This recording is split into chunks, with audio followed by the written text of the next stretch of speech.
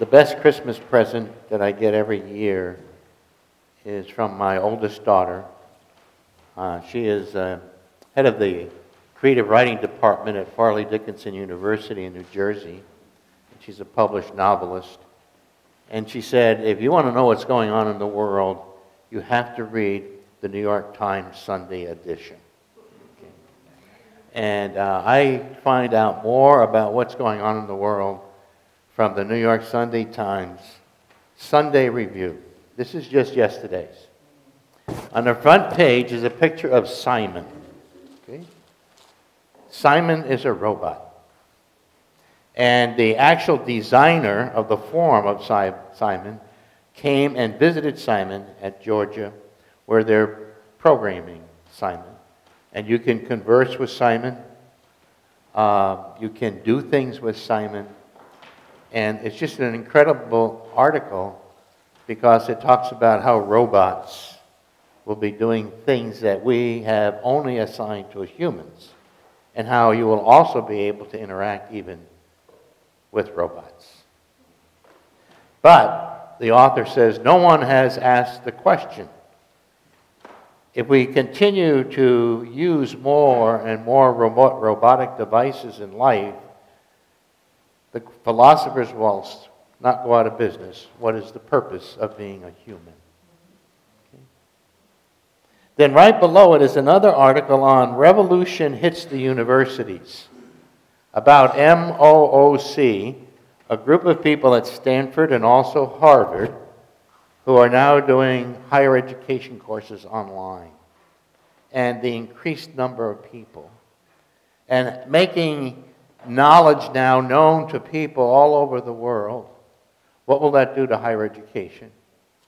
And of course, that's very interesting because I have 3 children who teach in higher education as well as my wife. Okay. But the revolution that's going to happen. I was in Minneapolis a couple months ago talking to the vice president of Luther Seminary, who said we're trying to find ways to make the seminary sustainable for the student, but also sustainable for the seminary. And the great cost is housing. If we can limit that cost, we will make education more accessible to people. And of course, MOOC, M-O-O-C, may be one of the answers. And then there is one that might be more interesting to you. It's called, well, actually, the author is talking about Gary Will's new book, which will be out next week, Why Priest? An Institution That Failed. Okay. And why do we need priests? The information that they give to us, their skill, their expertise, might be available to more than just this select group of people.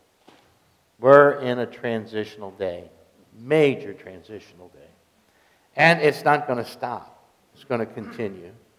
My mentor, Dr. Edwin Freeman, family therapist, author of Generation to Generation, A Failure of Nerve, said that the major paradigm shift of our time is the scope and the rapid pace of change. Now, here's the issue. We, as human beings, are subject to nature. And nature is subject to rhythms and periods and seasons. You just can't accelerate human nature, okay? It develops, it takes time. Yet we are using our science and our technology to compress time and space.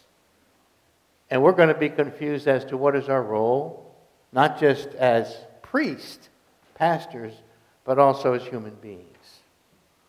We are now being pulled by the new and constrained by the old. We're living between 2 stories, 2 eras. And it's not going to be necessarily comfortable because we don't really know all the pieces to the puzzle. Now, that's not just the church. It's every institution. It's medicine. It's in law. It's in business. It's in education. All institutions today are in some form of turmoil or problematical situation because things are changing so rapidly and so broadly. That's the world we're in.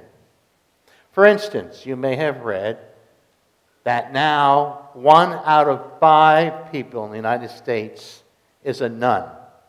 N-O-N-E-S. Okay? None of the above, meaning I am not affiliated with any religious group. Now, some people get excited about this, but if you have read anything that the sociologist Rodney Stark has written, you'll understand that this is not a new problem. In the colonial day of 1776, it is estimated that only 17% of the population was affiliated with the church. 4 out of 5 people would have been nuns. There was an editorial in the Boston paper in 1776 that said there are more people in the pub on Saturday night than in the pews on Sunday morning.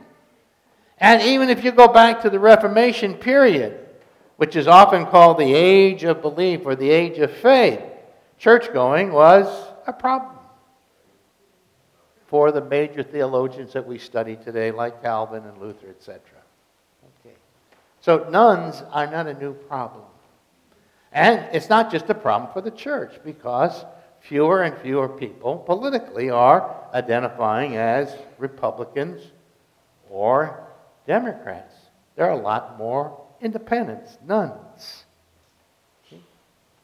Between 1890 and 1910, that 20-year period, almost every organization we know today, except those that have developed in the last couple of decades, were formed at that time. Civic, professional, League of Women Voters, NAACP, Urban League, professional organizations, Elks, Rotary, JCs, you name it, in that 20-year period. So our great-grandparents and grandparents were belongers. As we move from an agricultural to a manufacturing culture, people wanted to connect and associate with one another. And these organizations were formed. Well, today we do have the National Organization of Women, now National Rifle Association, AARP, and the Sierra Club. These are new organizations, but they're very different. All you need to do is pay your dues. You don't have to make any kind of time involvement or commitment to it. So people today are less apt to belong. And if you know the name Robert Putnam, he has talked about the fact we're losing social capital, meaning the wealth or the richness when people come together and bring their energies towards some project or goal. Okay. And the church is being affected. The decline in membership, the decline in attendance, we all know about it. Okay. The average age of a Protestant attending church today is 58. I mean, just use your actuarial chart. In 20 years, what does that mean? Okay. And then we're also told that the nuns are 30% when you come to young adults. And young adults today, by the way, go from 18 to 48 because life is expanded, all right? Some of you really like that, don't you? Okay. Never trust anybody over 50. Never trust anybody over 50. That's a good one right now. Yeah. All right? Then the question is, will those who have now assigned to themselves the label nun remain in that position, or will they traditionally return to the church when they marry and have children? Well, the other problem is this. People are being educated and therefore marrying later and therefore having fewer children. So there is some decline now in the evangelical world because part of their growth was attributed to fertility. Okay? And they're now increasingly going to higher education and as a result marrying later and having children, fewer in terms of numbers. So their numbers are going down. Recently, in Martin Marty's blog called Sightings, which is a really interesting thing if you want to get on the internet, he was talking about a new study that indicates that children from divorced families are less apt to be religious or join religious organizations. And the question was, does the shape of the family shape faith? Okay, pretty impressive study. And then we know the study of Christian Smith and Melinda Denton at the University of North Carolina, Chapel Hill, when they discovered that the major theological perspective of a young adult, and I would often think this may be true of the adult population, is what he called moralistic therapeutic deism. Okay? Now, what does that mean? There are 5 parts to this. All right? Moralistic therapeutic deism. God created the world, but God's on inactive duty. God is laissez-faire as concerning human events. That's the deism. But, 2, God wants you to be happy. God wants you to be self-fulfilled. That's the therapeutic. And then 3rd, God wants you to be nice and fair to one another. That's the moralistic. But then the 4th part is interesting. Just in case life does become overbearing, the ceiling falls on you and the ground sinks beneath you, you can always call God back on active duty. I call it 9/11 deism. Okay. And then 5, everybody that's good and contented goes to heaven. Okay? Now that's the major understanding of religion, if you want to call it religion, faith, whatever, in America among its youth. Okay. And then, of course, you're acquainted with those who say, I'm spiritual but not religious, which I think means I'm interested in spiritual things but not the institution. And people are saying today, do I really need to be a part of the institution to be spiritual? Okay. Well, that gets right to your pocketbook as well as your livelihood and just who you happen to be. Okay. And on top of that, the part of the Christian faith that is most advancing in terms of growth is Pentecostalism. And what is interesting about Pentecostalism is you can meet God in the garden or the garage as well as the sacred space. Okay? And will there really be any need now for intermediaries like sacraments and priests and church buildings? There was an advertisement in the Dallas newspaper for a church building. And the realtor called it desanctified space. And as far as this realtor knows, there's at least 300 church buildings up for sale right now. Okay. And he said, you know, this wonderful granite marble oil altar has now become the kitchen. The choir loft has become the home movie theater. And there are 6 bedrooms, and you can sleep in church without having any guilt. 3,000 to 3,500 congregations are closing per year.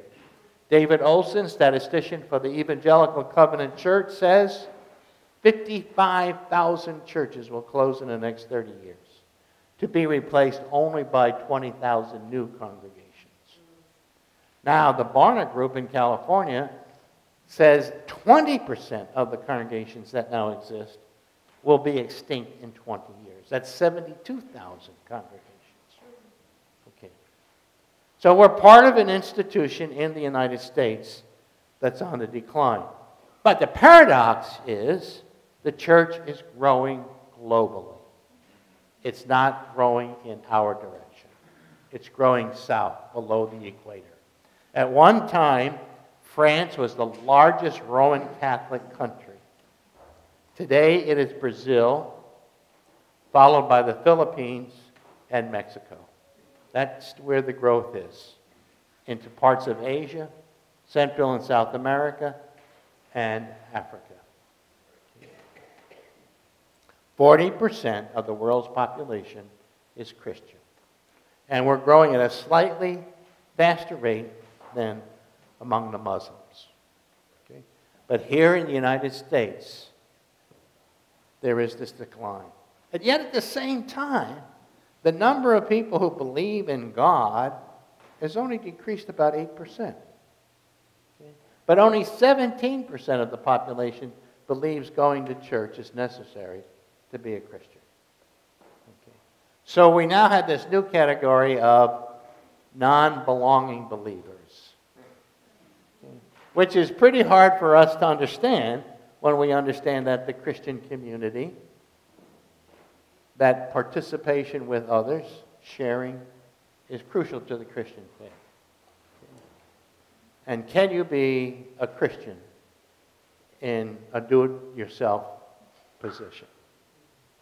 Now, these are just some of the issues that we are facing, issues that are here before us. By the year 2050, the church will be primarily non-white, Pentecostal, and Catholic.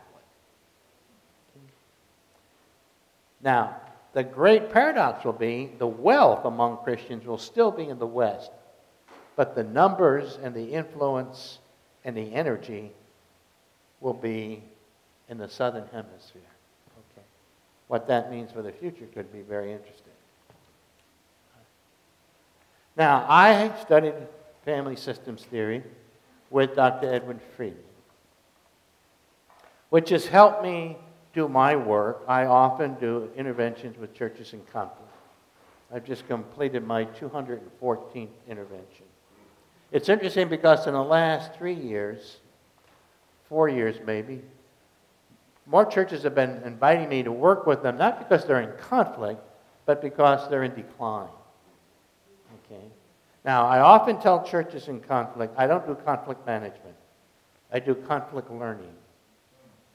Because I say, if you don't use this moment to learn something, the chances of repeating this are great. Okay? And we know in family systems that no emotional system will change unless people change how they function with each other. So there's a learning component. So I tell the churches that are in survival, I don't do survival management. Okay? But I will work with you if you want to get focused on mission. Okay? Now, this is going to be a major issue for us in the next 2 decades. Can we get focused again on mission? Because if we're not, I don't think there's much hope for us in the past. I came across the etymology of the word disaster not too long ago. And it's composed of 2 Greek words, dis and astrum. Now, dis can mean bad, as in disturbance. It can also mean apart from, as in distance. And astrum means star. So, for the ancients, a disaster was something that didn't have a star to guide them. That something didn't have a star to guide them. And remember, as above, so below, what went on in the stars had some connection to what went on in human events. But a disaster was senseless, pointless. It just doesn't make any sense. All right? And you and I are going to face a disaster if we don't ourselves recover or restore to our thinking that the church exists because God has a mission for it. Okay. Reggie McNeil, a Baptist, wrote a book called Missional Communities, in which he calls it, we're in the post-congregational age. And we have to move our people from a member culture to a mission culture. He said, Jesus did not come saying, I have come to give you church and to give it to you more abundantly. Yet, we have taught people how to do church well. You come on Sunday for an hour, you participate in some programs, other events, you support us with your money, and they now believe that's the mission. What you do for the local church is the mission. And then the mission is really something they take your money and give it to somebody else to do for you. And we have to reorient our people. You come and become a member of the church to join the mission. Okay? This is not about you and whether you like the hymns or you think the sermons are worth listening to. That's all right. I've done this before. Okay. Are you going to see that God has invited you to become part of the mission. That there be a new heaven and a new earth. And you can be co-creators of it. All right. Now, I may be wrong. Okay? But I will eventually get to this point. I think there are 4 significant things that are going to have to happen in terms of people rethinking and redoing the church. But prior to that, I want to talk about anxiety. Because this is what I studied in family systems. That there are basically 4 things that happen that create anxiety in human life. And by the way, there is a value to anxiety. Because if you didn't have anxiety, you're either dead or sociopathic. Those are not the options we want to choose, okay? So anxiety does have a moment where it stimulates change. It's a provoker. But when it's intense and prolonged, it prohibits the change it might have provoked. That's the key. Now, here are the 4 things. Disruptions. We like things to go smoothly. We like things that are comfortable and known. Change, loss, separation, accidents, surprises, these are disruptions to our life. We have to rethink, redo, relook, whatever you want to call it, when there are disruptions in our life. Okay. Secondly, hostile forces, whether they're real or imagined. We have built into us a desire for self-preservation, to protect ourselves. Third, feeling trapped. There's nothing I can do. I'm helpless, I'm hopeless, I'm powerless. I cannot do something that would influence the outcome. I'm trapped. And then 4th, differences. Any kind of difference. Our lower brain, sometimes called the lizard brain or the reptile brain, is designed to look for things that are different because they may endanger our life. And so we see differences as threats to life. Those are the 4 major components of anxiety arousing elements. And they get everybody. Well, everybody gets anxiety. But here's the interesting thing about anxiety. You've got to deal not only with your anxiety, but his anxiety and his anxiety and the whole group's anxiety. And that anxiety can become infectious.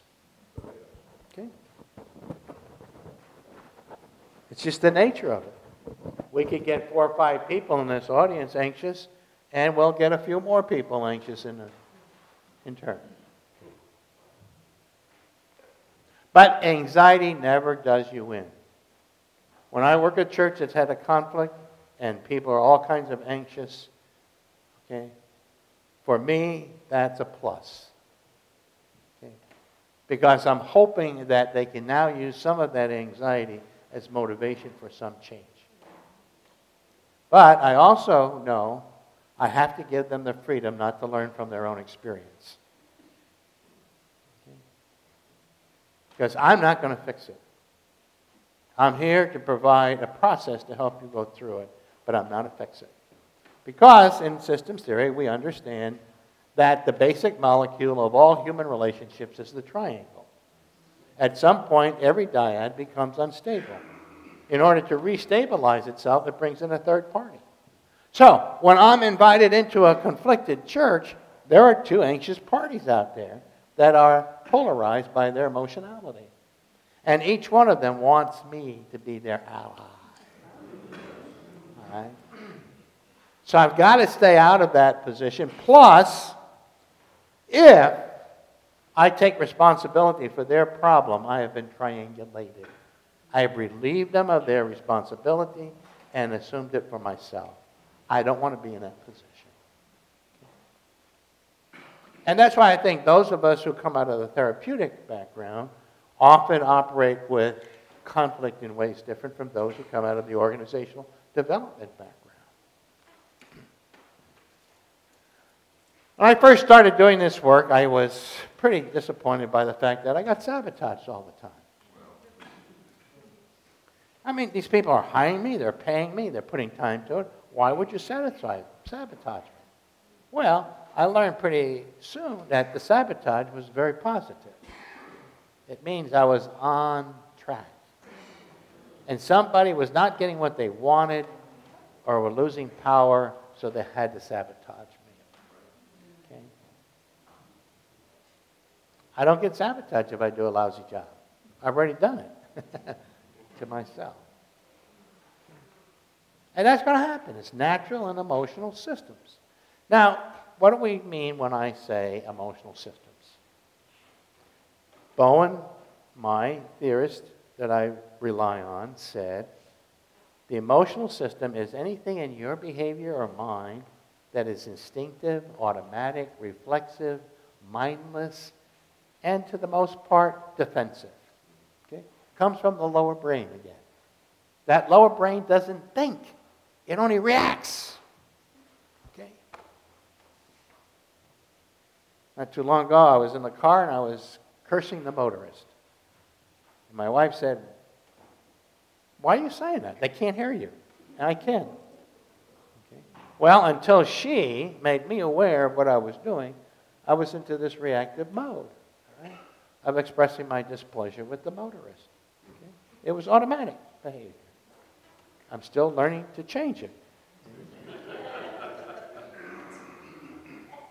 But without the awareness, there's no choice. Without awareness, no choice. That's powerful. Okay. And we are so adept at denying something, being the ostrich, turning our head the other way. But we've got to become aware of the fact we're in this incredible time of transition, and there will be an increase of anxiety. And in Bowen theory, it's called societal emotional process. Okay.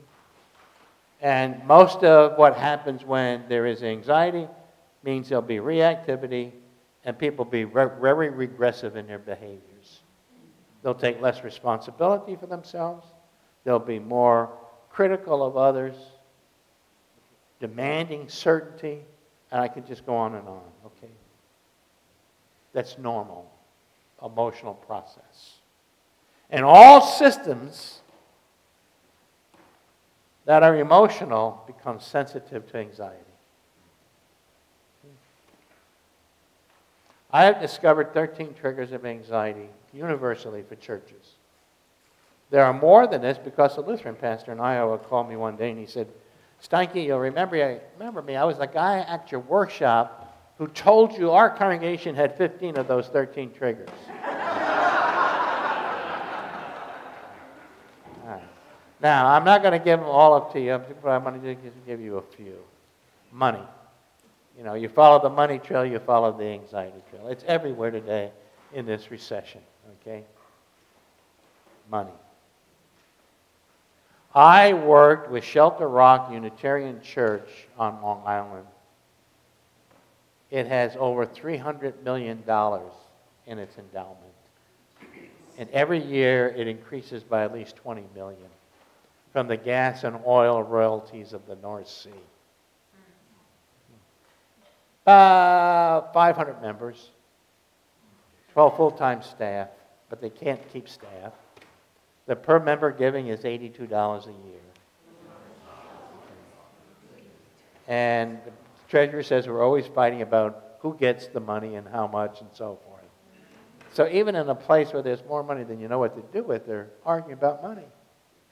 A lady said to me, if you came here and did a workshop for us, what would it cost? And I told her, and she said, could you double it so that people think you're worth it? And I said, if you're interested in value, I could do far better than doubling.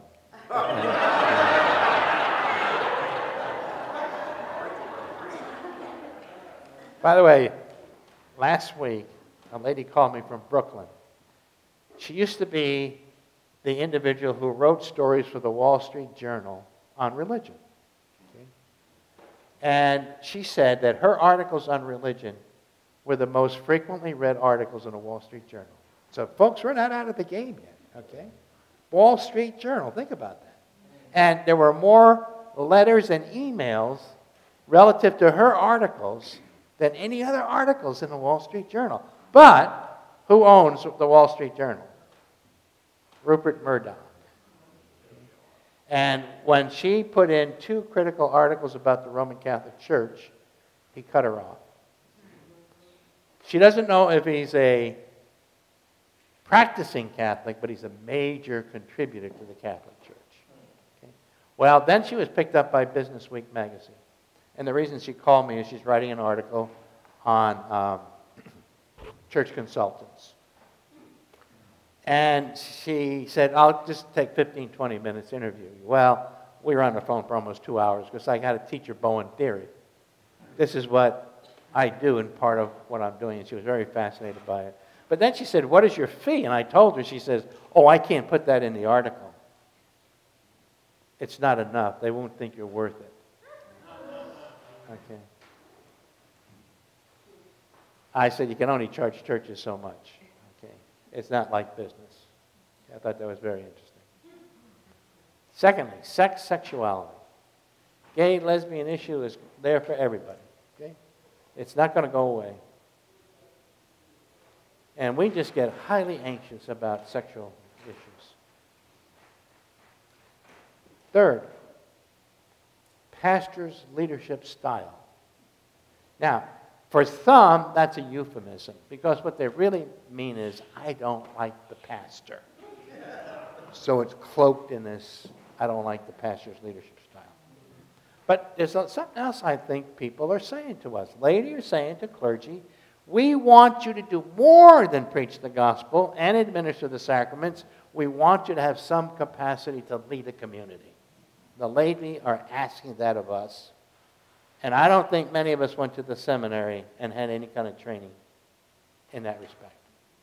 We were trained, basically, to be chaplains, to be shepherd teachers.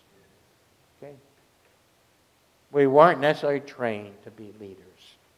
Because if you're a leader, you're going to take initiative and you're going to step on some people's needs.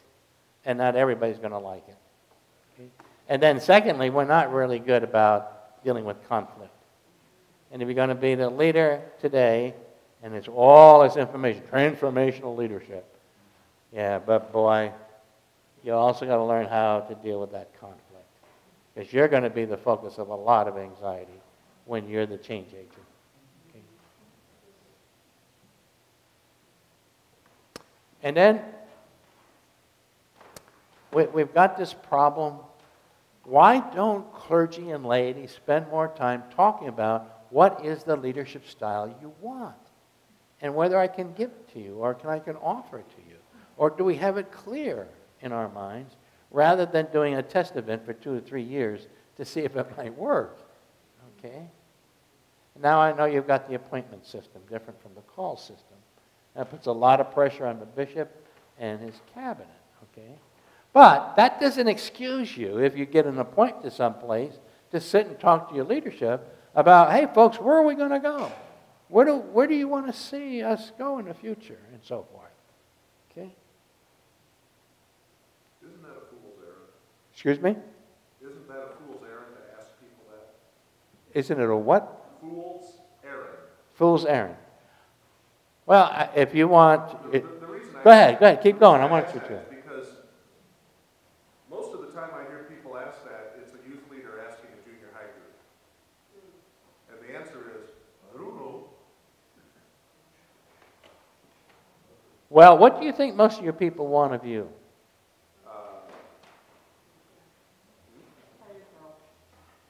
Hired help.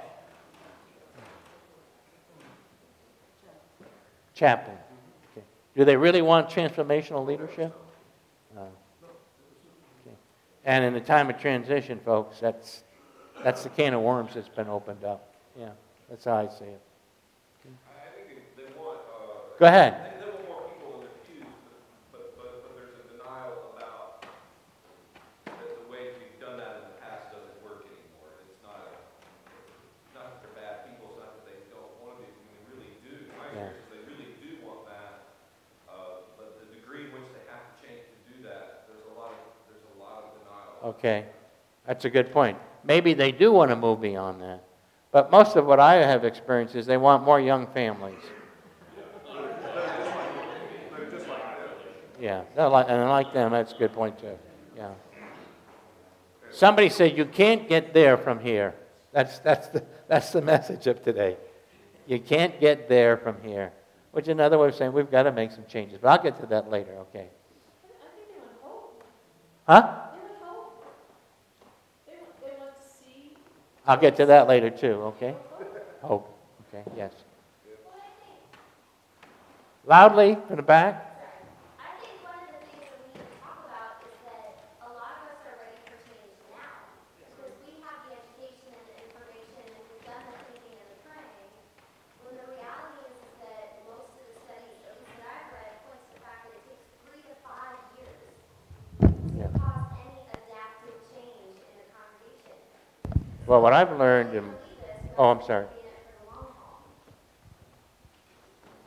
What I've learned is change is resisted less if it's connected to mission. So rather than getting into this change business, we really need to spend some time, and you said 2, 3, 4, 5 years, educating our people about mission. I'll get to that. I don't want to steal all my thunder here early. Oh, I was just going to Oh, offer I him thought a I said something microphone. bad. Okay. No, Good. not at all. Good. I have your back. I thought you were the heresy squad. All right. Back to anxiety. Lay leadership style is another one. And it can be lay leadership that's totally apathetic, slothful, to they act like Hitler, or anything in between. Okay? Because in a Protestant church, the leadership is shared between lay and clergy. Space. Building, construction, territory is very emotional. Okay, I'm going to say more about this, again, about changes later. Space can create anxiety. Major trauma. Major transitions. I wrote a letter to the bishop in New England and said, my research indicated when there is harm done to a child or death of a child, there will be anxiety in that system. And I think somebody needs to talk to all of the churches in Newtown, because it's not going to happen today or tomorrow. It usually comes up 2 years later, aftershock. Harm done to a child, death of a child. I could just give you 20, 25 cases of where that happened. Okay. And I think that's because we feel, at least youth, children, we can protect them, we can control them, and we can keep them out of harm's danger, and we may not be able to do what we thought we could do. And there's others, but usually what I find is 5, 6, or 7 of these triggers happening serially or simultaneously. If I do, my conclusion is this system should be anxious. It should be anxious. The anxiety is not a sign of them being flawed or dysfunctional or anything like that. These are normal triggers. Okay? The key is HE equals RO. That's a formula from Ed Friedman. The hostility of the environment is parallel, proportionate to the response of the organism. What does that mean? The number and the strength of stressors, the hostility in the environment. Okay? That's not the important thing. The most important thing is the RO. What will be the response of the organism? And of course, if there's anxious reactivity, it just makes the situation worse. I make it very clear when I work with a congregation, I will not tolerate blame. Blame only puts us in the grave. Okay? Emily Dickinson once said, either you measure the grave or you measure the sunshine. Okay? I'm not here to measure the grave. Who's bad? Who's inadequate? I'm here to say, how can we change this so it's more productive, effective, helpful, faithful, whatever you want to call it. Okay? And I'm not interested in those people who think it's always winter and never Christmas. Okay? And it goes back to your whole idea about hope. Okay? Because in Alan Deutschman's book, and he is the editor of Wired magazine, all right? No, Fast Company, excuse me, Fast Company. Kind of a groovy business magazine. In his book, Change or Die, he says the real key is hope. And 31 times he used the word hope or its cognate. Okay? And even though he's got all these formulas, he said you got to generate hope. Now, that was proven a number of years ago in a book called Persuasion and Healing by Jerome Frank, who wanted to discover what psychological conceptual framework and resulting methodological mode of working with someone in therapy was most effective. Okay? And his research indicated no particular conceptual framework, no methodological operation in itself was more effective than others. What proved to be most effective was the relationship between the therapist and the client, in that the client gained a sense of hope. Okay? Very, very important.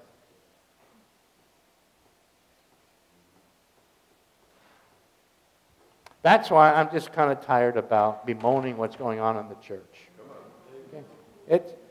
So much of what's going on is beyond your realm of influence. Okay? It's just in a time of transition. Okay? Yes?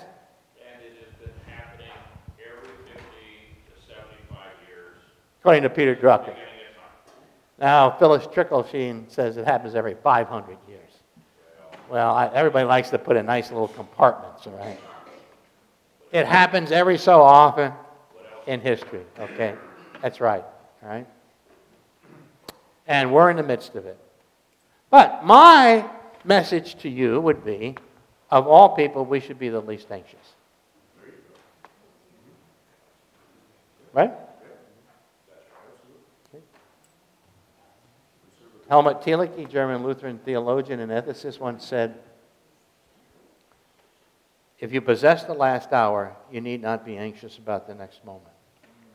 Okay? It gives you a perspective, gives you a framework in which to deal with. Okay? And again, I'll get to that a little bit later.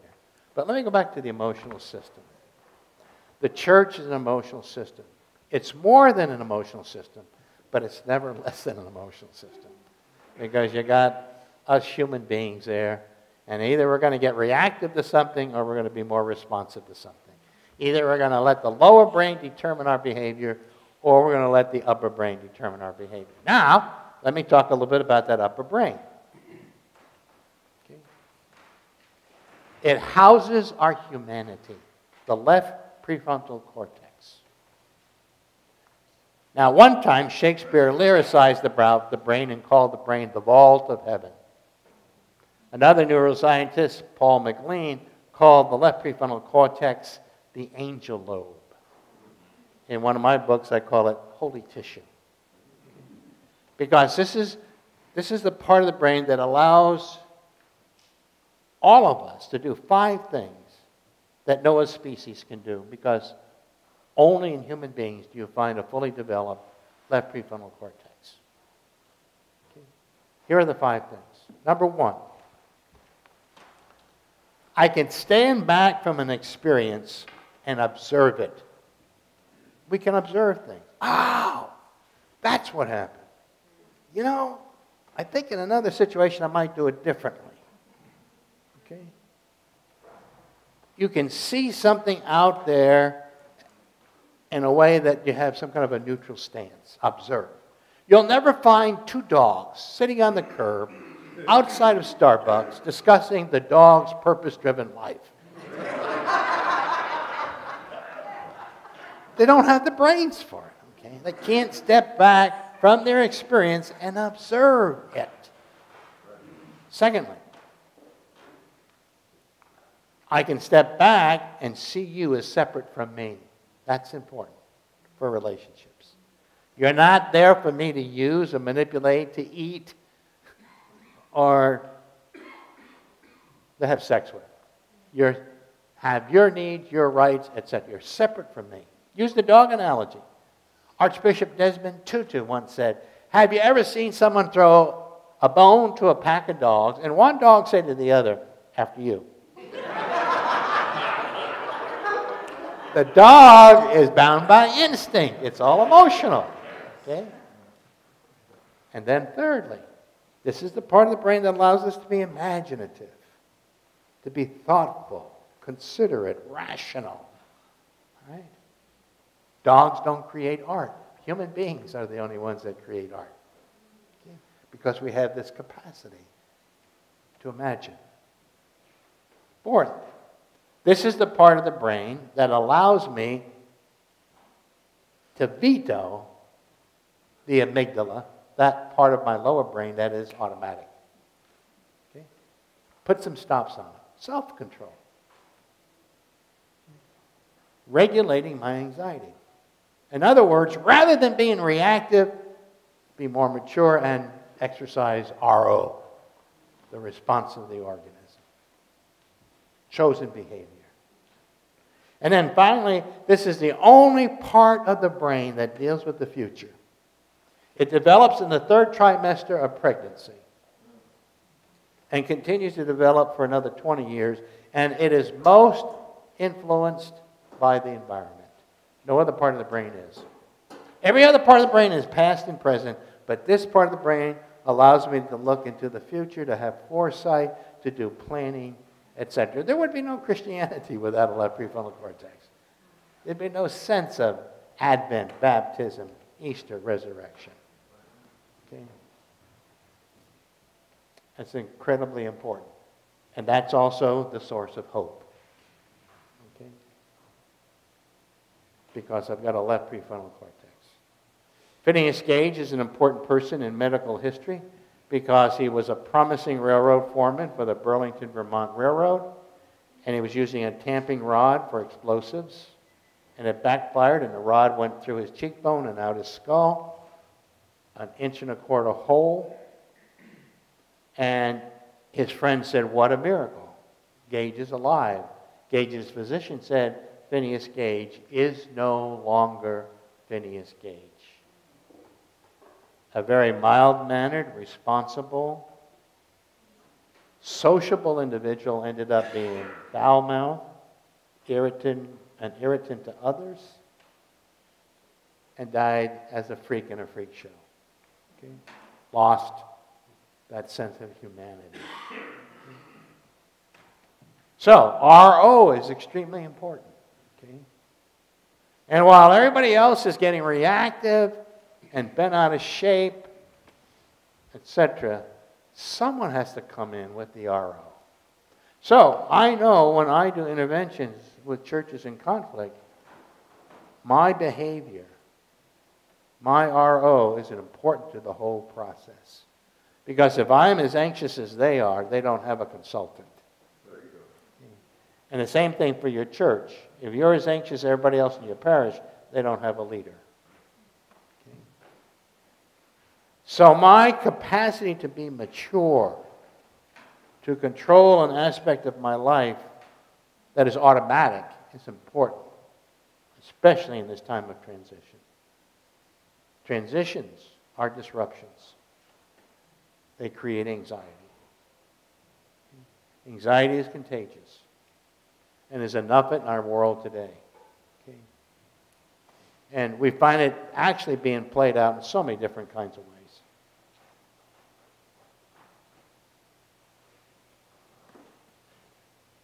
And we're not going to stop ourselves necessarily from always being reactive. But we do have the capacity for it. Okay? And if you really think of the Gospels, Jesus was appealing not to our reactivity, but to our RO. Okay? Become a responsive and responsible being. You are created in the image of God. Okay. All right, now I'm going to move from anxiety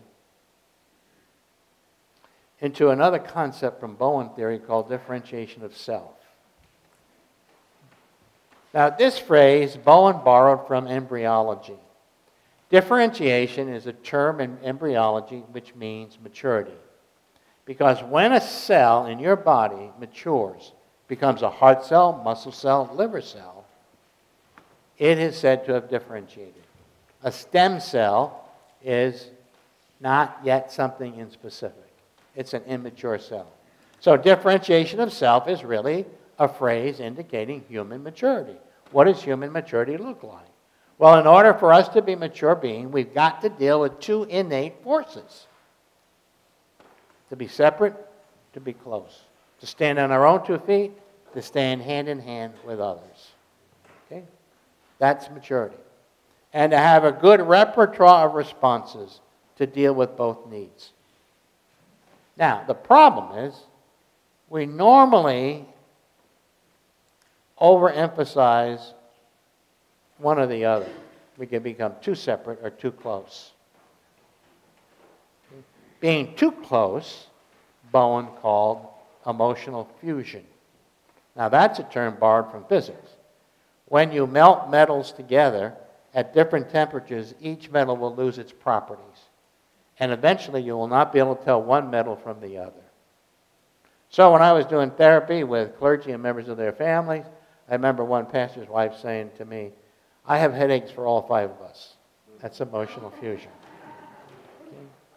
My brother remarried, and he and his fiancée asked me to preach at the Eucharistic nuptial. And I started the sermon by saying, when 2 people marry, they become one. What we don't know is which one.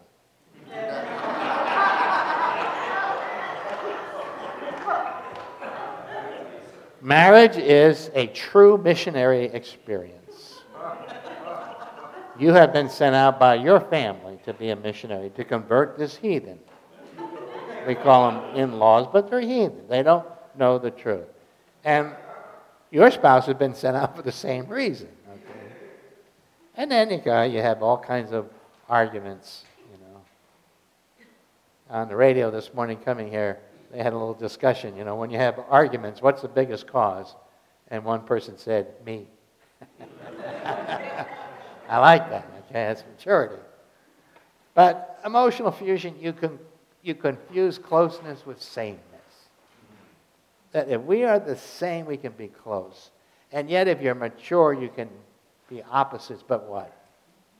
Still live side by side. Okay. The other problem is emotional cutoff or emotional distance. You don't get close to anybody emotionally, because if you do, you figure you're going to get hurt or rejected or disappointed. And when you emotionally cut off, you become very doctrinaire, dogmatic, opinionated, too sure of your own answers.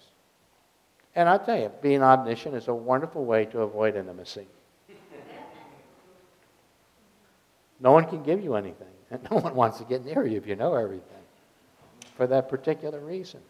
But here's the key. Any anxiety not resolved in one relationship will be played out in another relationship.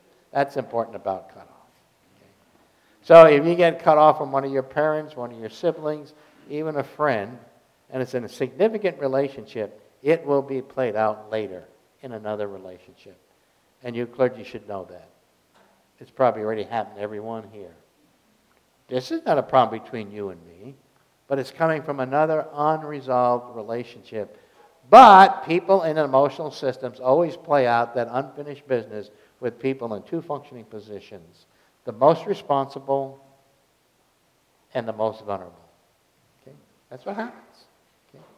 So you, as a pastor, are subject potentially to be a member of every triangle in everybody's family. I mean, if you think you got it bad, think of the bishop. Okay? He stands to be a part of every triangle of every family in this whole conference, okay? Because he's in a responsible position. Okay? That's just what happens in emotional systems. And sometimes you wonder, what did I do? What did I say? Why is this person so upset with me? And it's nothing you may have said or done. It's from somewhere else. Any anxiety not resolved in that relationship can potentially be played out in another relationship. And of course, being in a responsible position as pastor, and sometimes pastors also in the vulnerable position, and this gets a double whammy. Okay. So what would a mature, well-differentiated person look like? We don't know. At least we haven't seen that creature yet. Okay? And on a scale of 0 to 100, Bowen says the best of our species may be at 70. So there's always some element of failure. And the people at the lowest level, those who are highly reactive, they don't have more problems, but they have more problems with the problems that they have. Let's remember, okay? Because we all have problems, right? And they're less apt to deal with that problem. And they do more projection, they become more defensive, all of that kind of stuff. Okay? But the wonderful thing about the theory is you can always increase your level of differentiation. You can always grow up. You can always become more mature. Okay? If you'll access your RO and have some capacity to put the clamps on the reactivity. That's natural, normal, built into you, innate. Okay? And I also like this factor in Bowen's scale of differentiation.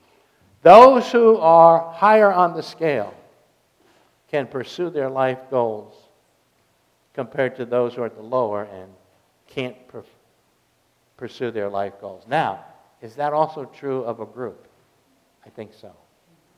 The more mature the group is, the more they can move toward their purpose, their core values, what they see as their importance in their life. My brother's wife, my son and his wife just moved to Austin, my hometown. She used to work for BBC Television in New York City. And she told me a story about the London Transit Authority.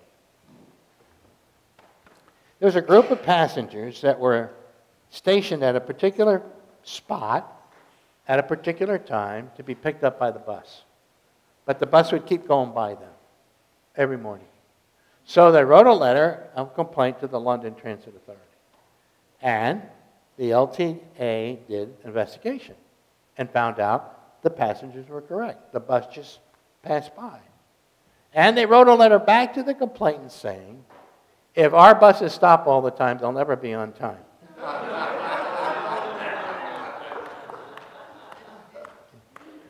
Their purpose had morphed from moving people space-wise to a time element, okay? Now, I think that's also happened within the church. As we have moved from the first century of Christianity, from more of a movement and became institutionalized, okay, we created more of a member culture and forgot that we are part of God's great mission. That's what's got to change. Okay? Now, that's not going to come easy for people to rethink that going to church isn't just meritorious. That if I'm part of the church has to be going, all right? I'm not against worship. I'm not against our gathering. That's not what I'm saying. What we have forgotten is we've come together to be strengthened, to be equipped for the going, the sending, the life goal, okay? That's a rethinking in many people's minds of members who are of our churches, okay? Now, if you want some resources that I think are really helpful in terms of doing this training of your people, you need to read Christopher Wright's book, The Mission of God. He has a smaller one called The Mission of God's People. Very fascinating. In fact, he says Matthew 28 is not the Great Commission. He says it's Genesis 12, 1 to 3. And Matthew 28 is a mirror or a shadow of it. Abraham, go. Okay? That was the summons. To the land that I will show you. There's hope because there's a promise. I'll be there. I'll be with you. Okay? And be a blessing to the nations. Now, in Hebrew, when you have a double imperative, you can't do the second imperative, you don't do the first imperative. It's like in English. Go outside and get some fresh air. You know, sit and relax. You got to do what? You got to go if you're going to be a blessing to people. Union Seminary, Presbyterian Seminary in Richmond, is now changing its curriculum so that pastors are trained to be community witnesses. Now, what does that mean? That's the phrase, community. That they have to spend as much time now in the community as they do in the facility of the church or with church members. Okay? Abraham, go, be a blessing. And why is it important for the clergy? Because as long as you clergy spend all your time in the church, you reinforce the split between the sacred and the secular. Between spirit and body. Just, name the dichotomies, okay? You have to, in some ways, embody that it's important for us to be part of the community. I love what Eugene Peterson has in his new translation, The Message. The Word became flesh and blood, taking residence in the neighborhood. I love that. Okay? Taking residence in. And how does the Word take residence in the neighborhood? In the need of the neighbor and my faithful presence in meeting that need. Okay? Now, this really means we've got to take William Temple's edict full faith. The church is the only organization that exists for people who are not its members.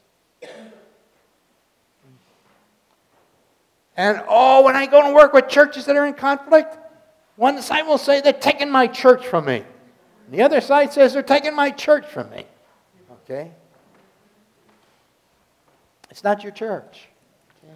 It's God's church because it's there because God has an instrument for the mission.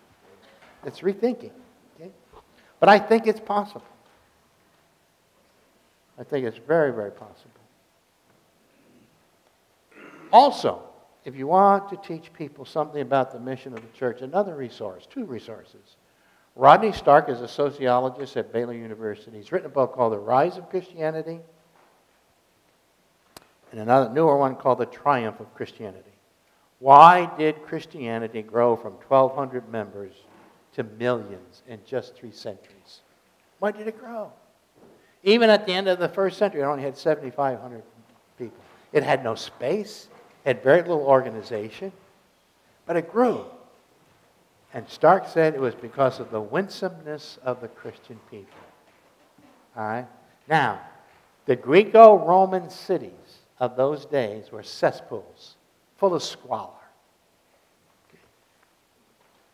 There were 300 people per square mile compared to 122 in Mexico City and 112 in New York. Just imagine that, 300. Crowded. No plumbing. Okay. And Stark says it's no wonder that people in this day and age love perfume and incense. Okay. There was a smell of human urine and death. Animals died in the streets, and they didn't bury them. But the Christians were different. When they had epidemics, fleas, mosquitoes, etc., because of the unhealthy conditions, the Christians cared for their loved ones and even their enemies. Whereas the pagans wouldn't touch one another, nor would they even bury the corpses of the dead, and the Christians did. Okay? There was a quality of life. There was something different about these people. That's what became important. Now, people will not see that if we stay cloistered in our buildings. Okay? You gotta be a blessing to the nations. All right? You do the mission. You are a missionary. Now, that doesn't mean you have to go running down the street singing hallelujah in the public square. Okay? But there has to be some joy to your life. There has to be some purpose to your life. There has to be some winsomeness about it. There has to be something different about it. Okay? That is the second part I think we need to do, and that is to help people see their faithful presence in the public square can have an impact on others. We know it. Okay? Because people come to church so often because of the relationships they have with other people. 80% do. Okay? And faithful presence is a term I borrowed from James Davidson Hunter, who wrote a book called To Change the World. And he says, this is really what Paul was saying in the epistles. Be eager to do good. You know, do good to whom? All. Okay. Your faith has been so vibrant, he says, It's known all over the world. A little bit of hyperbole at the time, but something was there that was different. Okay? So that's the second thing.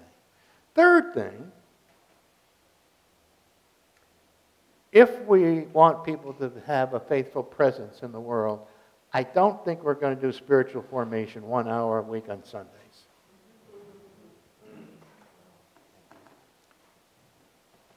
Teaching them to observe all things. Now, we use that term today, spiritual formation. It's shaping. It's shaping people, okay? And how do we help people to prepare them to live in this world that may not see the same way it sees, but they have something to give to that world in terms of who they are in their life. And that's going to be a change in your role. More and more clergy are going to have to see, I'm here to help you prepare for your mission out there in the world. Okay? I'm not just here to hold your hand when you're sick, although that's important. I'm not knocking the world of chaplaincy, because there'll always be hurts and wounds, but not exclusively. You hear me? Not exclusively. Okay? I'm also here to help you form a faith that is living in the world. And that's another major shift. It's not going to happen in one class or whatever. Okay? And then third, the silo-solo events that we've had in life where the clergy has their own franchise and each little church does its own thing is going to be gone.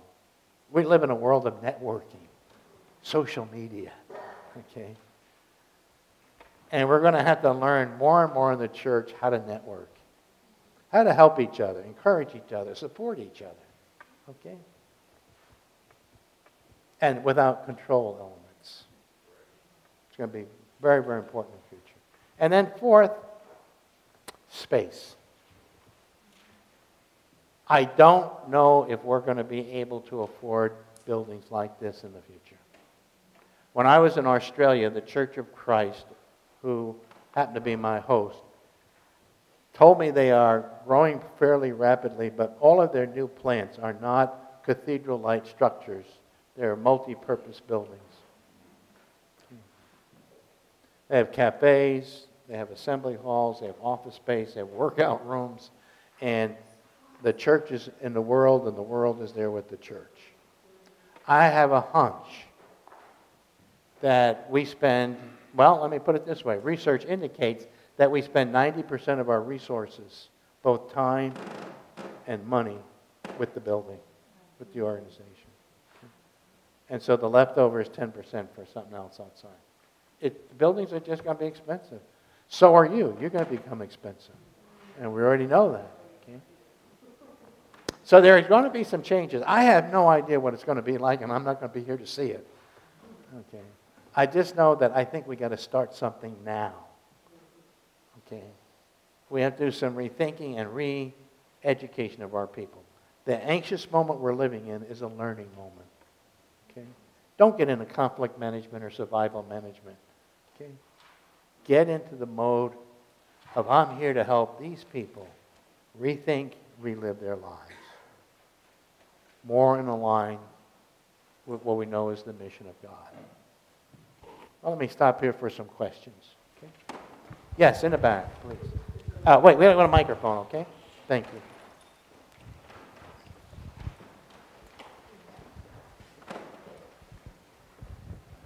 you. You talk about networking.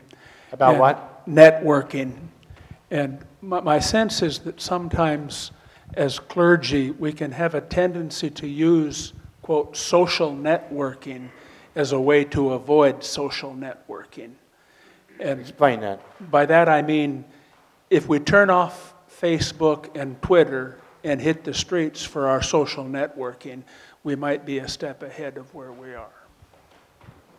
Why couldn't it be a both and? Well, it can be both and, okay. but we can have a tendency to do one and neglect the Okay. other. I like that. I just text you that question instead of Yeah. Over here.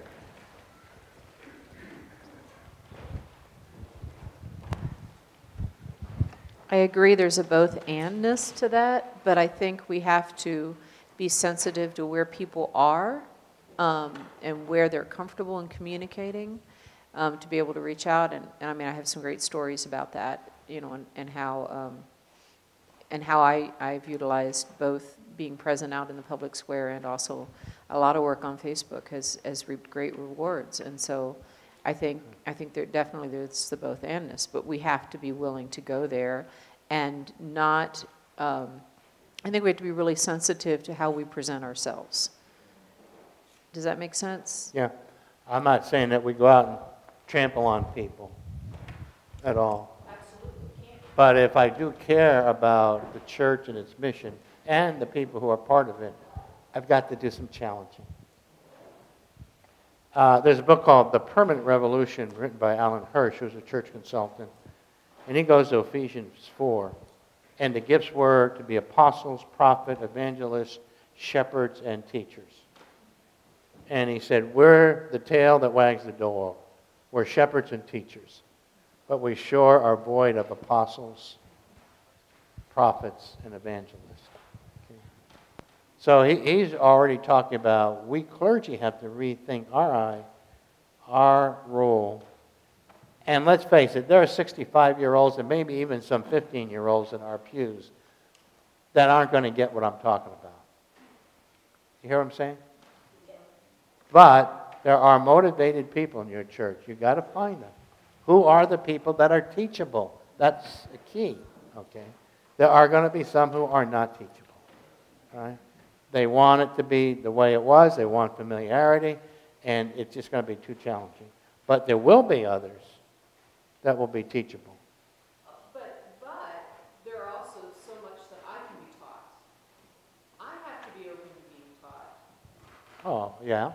I have a 60-some-year-old woman who's in Florida right now. She's trying to read the New Testament. She asked me if there's a Facebook group that she can discuss the Bible with. Mm-hmm. Guess what I'm starting up tonight?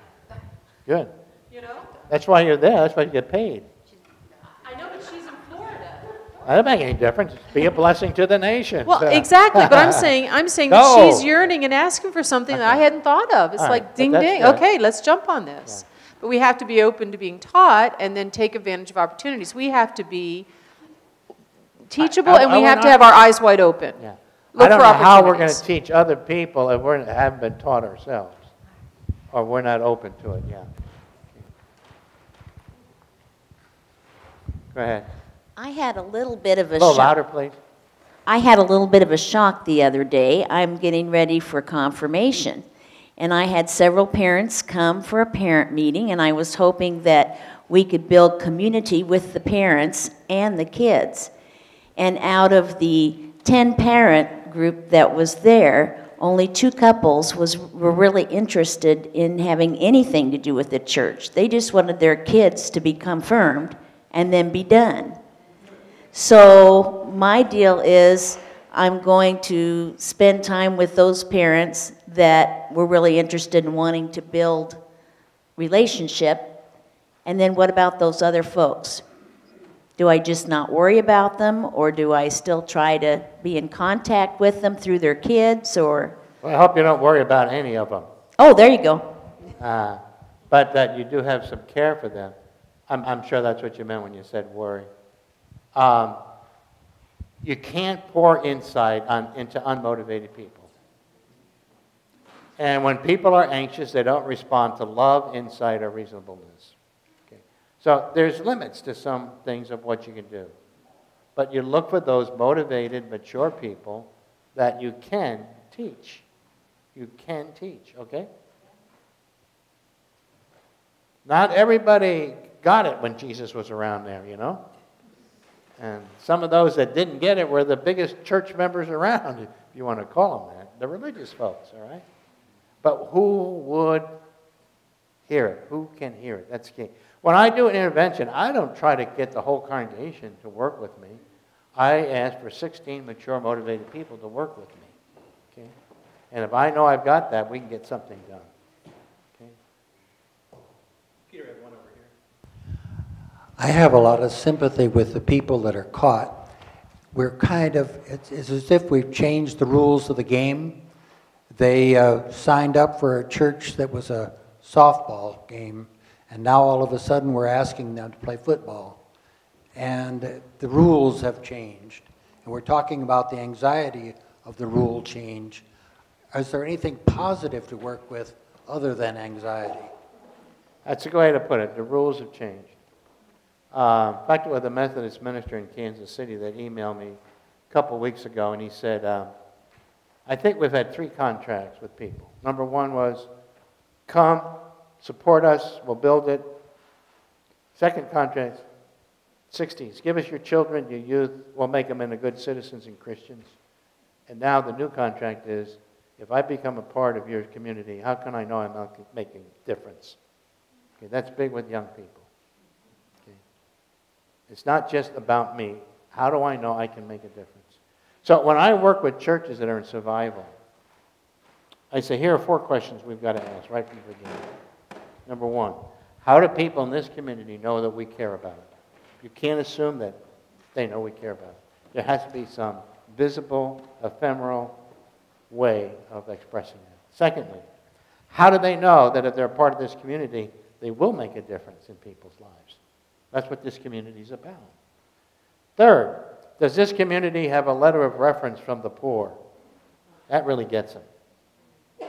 But that comes from Desmond Tutu, who said, if you want to be a citizen of the kingdom of God, you must have a letter of reference from the poor.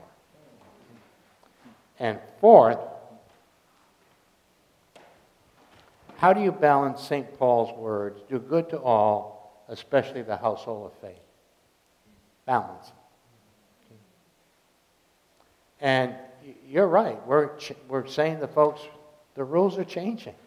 We've got to rethink how we do church. Now, I don't know anybody out there. I read all this stuff, and I know some of these people who has the answer to that right now. Okay? It's up in the air.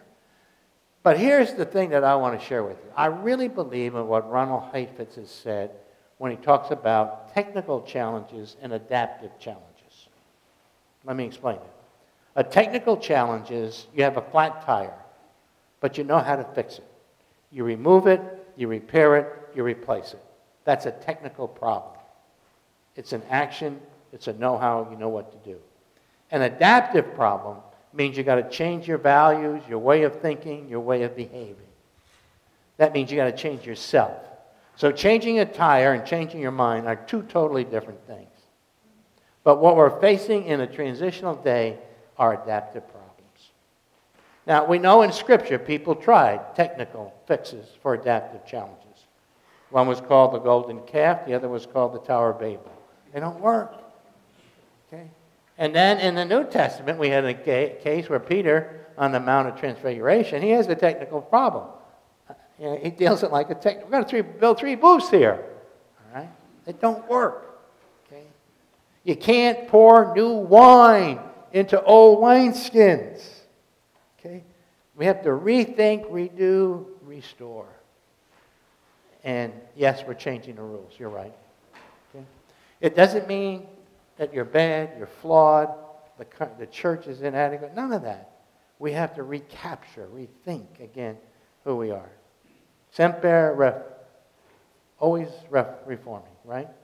You know, I got a thing here that talk about my daughter is a novelist. She likes Emily Dickinson. And she sent me this quote. Emily Dickinson puts the modern belief wonderfully. Some keep the Sabbath going to church. I keep it staying at home. With a bobolink for a chorister and an orchard for a dome. Some keep the Sabbath in surplice. I just wear my wings. And instead of tolling the bell for church, our little sexton sings. God preaches, a noted clergyman, and the sermon is never long. So instead of getting to heaven at last, I'm going all along. Postmodernism. You know? In this day and age, I like what somebody said the other day. Postmodernism's best metaphor is shopping. You can choose all kinds of things today. There's no obligation. Everything can be by choice. And we've now put that into the religious sphere. Okay?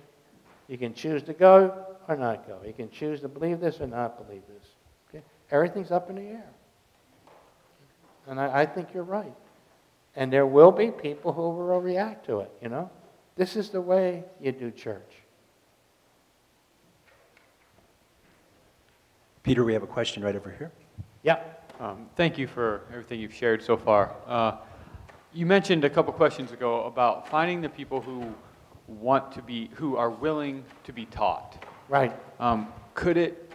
Is it also important to change the environment in which we're teaching? So as opposed to, from limited experience, not very old, everybody has that willingness to be taught in an environment that they're comfortable with. That may be the high school basketball game. It's not normal, it's not preaching, but changing the environment in order to maybe make them more receptive. Have you any thoughts about that? Yeah, I think that goes along, though, with the whole process of what you're doing. Changing the environment as well as changing the thinking. My wife had surgery at Mayo Clinic in November, and I've never been impressed more by a culture and environment. It's just amazing, okay? The patient is the center of this operation. I mean, this is really what the church culture should be, I thought to myself. And the Mayo brothers, they were very successful doctors. And they were making so much money, they said, we don't need this much money. So they took some of their profits and put it aside, and they called it, by the way, holy money. They were free Methodists. Okay, holy money. And that's what became the clinic. Okay, you have to change attitudes, you have to change cultures. There's a lot of things you got to change, yes. Atmosphere, whatever. But it's a slow process. It's a slow process. It's not going to happen overnight. Okay. And for some people, they're not going to get it. Okay. Can you talk about age as one of your 13 anxiety factors? The anxiety factor? You talked about 13. Is age one of them? And can you talk about perhaps for younger clergy, often there's an experience of being the triangle between the older generation and the young family generation that's so desired. Yeah. How do you stop being triangulated by the younger and the older generation? That's going to be common because the older generation is going to say, Pastor, do it the old way. Younger generation says we've got to do it some new ways. And you live the tension creatively. There is no formula. Okay? You have to learn how can I help these adults, seniors, to see the world, the context in which we do ministry today has changed. And how do we help the young people know the scriptures weren't written for them in this day and age. They were written for all ages and all times. Okay? That's tension. But if you know anything about educational theory, Jean Piaget says the way adults learn is through disequilibrium. When two things just don't match anymore. Okay? Jack Mazurek at Columbia University School of Education says adults learn by a disorienting dilemma.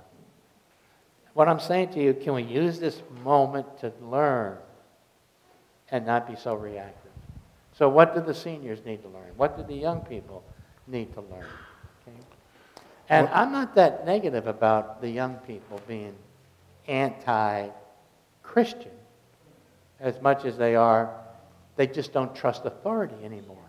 They don't trust institutions. And the church gets thrown in with that, okay? So we hear about spiritual but not religious. So what do I do? Do I write them off? I was speaking to a group of chaplains at prep schools run by Christian denominations. And I said, teach me. What do you do today talking to postmodern youth? What's important? Okay?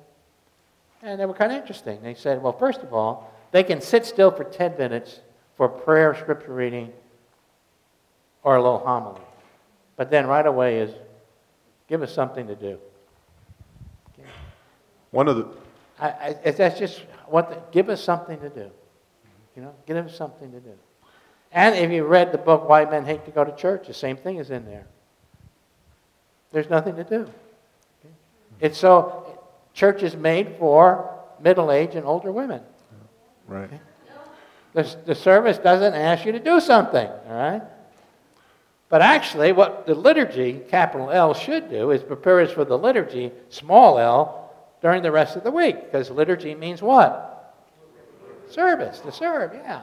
Okay. Then, here's another thing I want to tell you that I thought was interesting. They said, like older adults, young adults love object lessons. Okay. Love object lessons. So probably they get more out of the children's sermon than the big sermon, whatever it is. So that's just something you might want to put in your head. Also, most of your young adults aren't going to give a long-term commitments. They like short-term commitments. I mean, short-term commitments are happening all over our world again, right? How long do you stay with one company? Or stay with one job? Marriages, 50% end in divorce. 50% of children are born out of wedlock. They're just short-term commitments now. Okay? It's just happening. It has nothing to do with the church. It's what's going on in the culture. Okay? And we have to help our people understand the context in which we do ministry today has changed from 40 years ago, 80 years ago, and so forth. Why priest, says Gary Wills in his book. Okay, why priest? Why has the institution protected predatory priest? Okay. It's to protect the institution. Okay. It's not to be a healing instrument necessary for those who have been abused or to seek justice. Okay. Do we need priests simply to keep the institution going? Is his question. That's going to receive a lot of commentary, I bet. Why priest? Because what they're also asking, why Methodist ministers? Okay. Yes? To go back to the question of, and using the systems theory approach, you got the young, you got the old, you got the pastor, you got the triangle. Isn't one of the ways to step out of the triangle and have them talk to each other? Well, you can't step out of the triangle. Let me put it that way. To not allow always going to have triangles. To not allow yourself to become the focus of the triangle. To be triangulated, right. Which would mean I'll take responsibility for the difference between the older and the senior one. Or you got the triangle of the church and your spouse. Yeah. Okay? You got triangles all over the place. Okay? And mature people know some way how to stay out of them. I'm not going to assume responsibility for it. People can be as anxiously helpful as anxiously helpless. We call them overfunctioners. By the way, how many of you are firstborns? Raise your hand.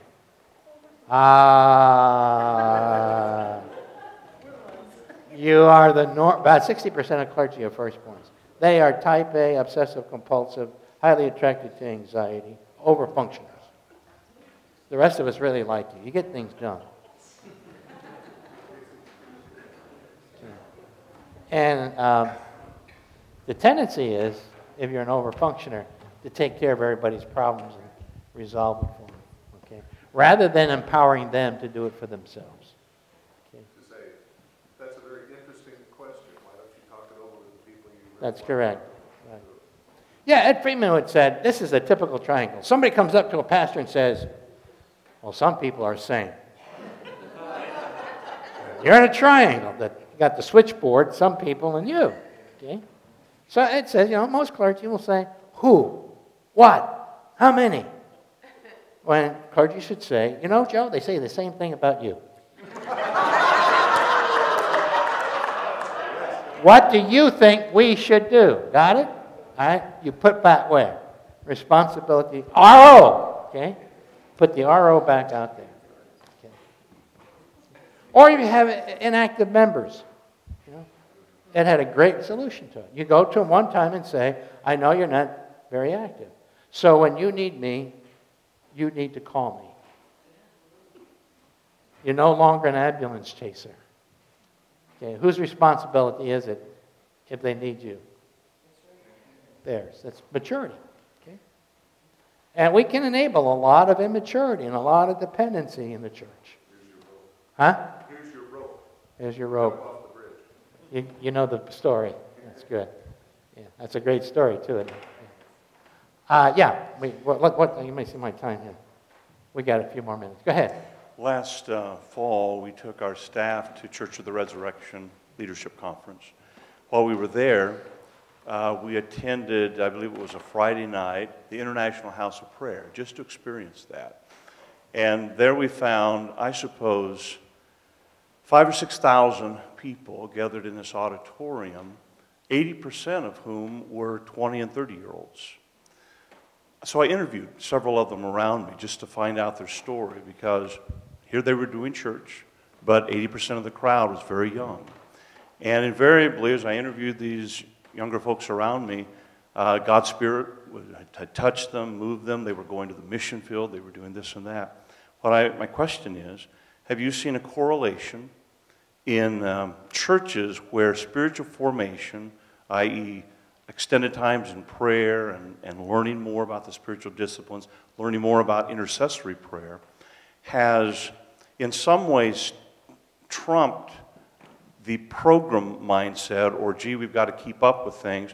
And like IHOP, certainly high tech, but it seems to be responding to a move of God rather than an attempt to create a move of God. I'm interested if you found a corollary in churches where that emphasis has also caused that mission. Are you asking the question, have I seen spiritual formation to be effective? No. What are you asking? Well, I'm asking, have you seen a correlation between churches where that's become a strong emphasis and a missional empowerment as a result of that? No doubt about it. Could you speak to that? No doubt about it. In fact, that opens up something. I brought with me some brochures. Retired Lutheran bishop and I put together a program called New Visions. And what this is we teach people to set up a mission school in their congregation. Okay?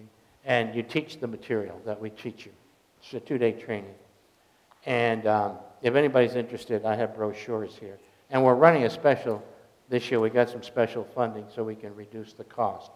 But you take the materials we produced, you invite 12 people to be part of the mission school. And our idea was from the Quaker, I forget his name now, who changed the slavery environment among Quakers by going to each Quaker farmer and telling him why on Scripture he no longer has slaves. And if you really want to get a mission consciousness going, you select 12 people to the mission school. And there's 3 parts to it: awareness, direction, and adventure. If you have some interest, we've got some brochures. So we've seen it. In fact, one of these here has a witness from a church in Long Island that says that this has changed not only how we understand the church, but our own spiritual development. Okay. My daughter attends the Plymouth Church of the Pilgrims, the second oldest church in the country, in Brooklyn. And she had started attending there about 5-6 years ago because the Lutheran Church in Manhattan, with her little boy, took her over an hour to get there. So we started attending there with her about 5-6 years ago. There are a couple hundred people in church. Lots of children. Lots of children. Okay, and I'll get to that in a minute. Now, we were there during the first Sunday in Advent. There were about 600 people. So from 200 to 600 in about a 5-year period. And again, 100 kids are up there for the children's sermon. Okay. All right. Now, what happened? Here's the context. Dr. Fisher, the pastor, told me 9 years ago they were ready to close. It's a great old facility. In fact, it's the only facility known to have housed both Abraham Lincoln and Martin Luther King in worship. They both attended worship. It was where Henry Ward Beecher was the preacher, the great abolitionist. Also helped in the railroad, Underground Railroad. All right. Well, it was ready to close. It's a beautiful facility, block long. They decided, We've got a bunch of people moving in here, young families. We've got to have a good preschool and kindergarten. It's the best one, my daughter says, in Brooklyn. And if you're a member of the church, you get what? First choice. Okay? Secondly, he's a great preacher. And you've got Wall Street bankers. My daughter says there's at least 7 writers that she knows. There's performers that come to this place. Again, because there's something there content-wise. And the Sunday school up to 5th grade is all interactive. Okay. So if you have the Good Samaritan story, you actually live out the Good Samaritan story. I know that story because we had a guy lying on the floor. I was with my little 5-year-old grandson. And we picked him up, and somebody got a mule, and we put him on a mule. And we took it to a place where they had a sign called the clinic, and everybody took their Sunday school money, and they paid the innkeeper to take care of this man. It was interactive. Get what I'm saying?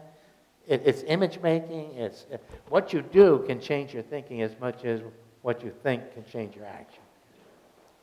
For 2 years ago, for Epiphany, we went looking for the newborn Savior. We were dressed up like kings. And we went all over the building. And finally, there was this light. And it was a light shining on the altar of the chapel. And there was the bread and wine. We found the Savior. They hired somebody from Columbia University to do interactive Sunday school up to 5th grade. An incredible way to learn. And, you know, what do you remember? Something you heard or something you did more? Think about it, right? So I don't think there's all kinds of opportunities out there, okay? There's all kinds of, we've got to be more imaginative. And people today operate out of stories and images, visuals, in a way that they didn't in the past. Okay? I think it's possible to change the thing. I wouldn't be part of this program if I didn't think we could get some people more mission consciousness, more mission aware, to be 11 of this in their congregations, to be stewards of the mission in this congregation. And then you have one class, you can have a second class, okay? And you keep inviting people. It's a way to get people involved, to begin to think about it. That's what I think we've got to do, okay? I'm not here to say we ought to condemn the past because we did develop a member culture. I said, no, let's educate. This is a time for learning. So I'm challenging you all. I realize that, okay? But I wouldn't come here for any other reason, okay? Because it's the challenging that we've got to do. We're the leaders, okay? What can we do to help our people pick up the mantle and be a part of the mission? Anybody else? All right, in the second part this afternoon, we'll continue on this. And I'm going to talk about how I think we have perceived the mission and what I think has to be a greater emphasis of the mission in the future. And again, how anxiety relates to all that.